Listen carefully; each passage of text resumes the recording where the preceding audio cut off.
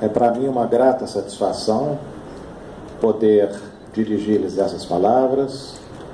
em nome da ministra Carmen Lúcia e meu próprio, por ocasião deste encontro com os nossos compatriotas e conterrâneos.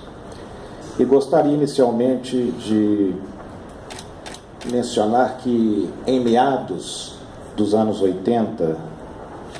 quando eu preparei os pareceres que serviram de fundamento à adesão do Brasil aos Tratados Gerais de Direitos Humanos, os dois pactos das Nações Unidas e a Convenção Americana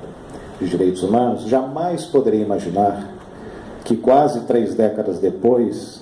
iria comparecer na companhia da ministra Carmen Lúcia a uma cerimônia como a presente,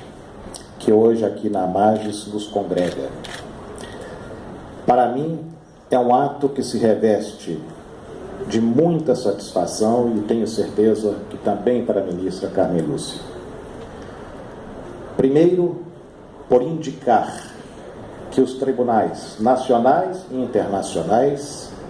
se comunicam e dialogam, particularmente ao ter presente sua missão comum de realização da justiça, sobretudo na salvaguarda dos direitos da pessoa humana.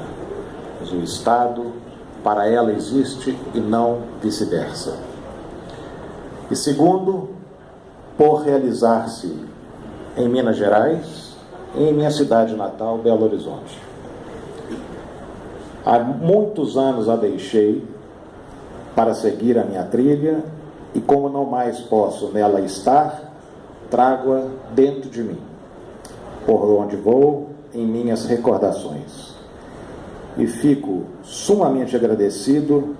aos diletos colegas e amigos da Magistratura Nacional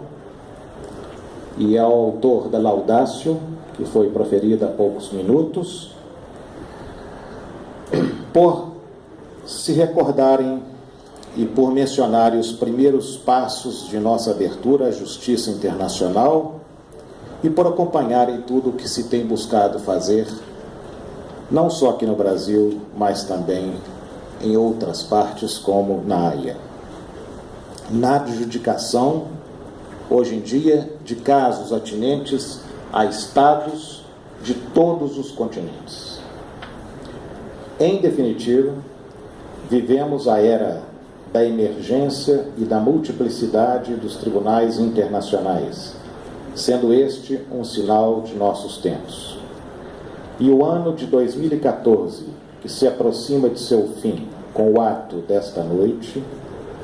foi particularmente significativo neste domínio. Eu me permitiria recordar 3 momentos da perspectiva de quem está na área. O primeiro deles foi a adjudicação, em forma de medidas provisórias de proteção, do primeiro caso de espionagem que foi alçado a um tribunal internacional e que passou, de certa maneira, despercebido aqui em nosso país. Eu me refiro à controvérsia que opôs o Timor-Leste à Austrália e que, neste momento, tem sido cumprida a nossa medida provisória de proteção, no sentido de que os documentos detidos em Canberra por autoridades australianas têm sido guardados sob sigilo para não prejudicar ao Timor-Leste em uma arbitragem sobre os recursos do Mar do Timor pendente diante de um tribunal arbitral, também no Palácio da Paz. Uma arbitragem paralela ao contencioso na Corte da Haia. O segundo momento, como alguns aqui certamente já examinaram, se deu 3 meses depois, em relação ao contencioso sobre a pesca predatória de baleias no Atlântico Sul, em que a Corte da Haia deu ganho de causa à Austrália e, como terceiro interveniente, à Nova Zelândia, na demanda que interpuseram contra o Japão. E, como consequência de nossa decisão, foi suspensa a pesca predatória de baleias no Atlântico Sul para respeitar os santuários ecológicos que ali foram criados. E o terceiro grande momento desse ano, da perspectiva de quem está na área, é o caso pendente,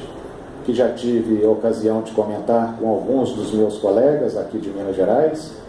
entre Croácia e Sérvia. Tivemos as audiências no mês de abril, e também no mês de março e abril, e estamos na etapa final de deliberações, que deverá se estender até fevereiro, e com isso teremos fechado a página de alguns dos momentos mais trágicos do segundo meado do século XX, as guerras nos Balcãs, na ex-Iugoslávia.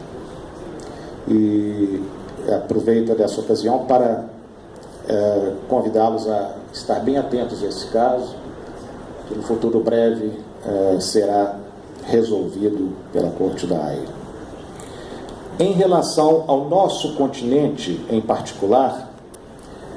é uma coincidência significativa que este ano se concluiu há poucos dias em Brasília o processo de consultas do Acnur, o Alto Comissariado das Nações Unidas para os Refugiados, iniciado em Genebra no início deste ano, com a adoção por consenso por todos os países, todos, tanto da América Latina como do Caribe, da declaração e programa de ação para a próxima década, no tratamento dos fluxos forçados de população. Foi esta a primeira vez em consultas decenais do gênero, e justamente aqui em nosso país, em que todos os estados, não só da América Latina, mas também do Caribe, incluindo Cuba,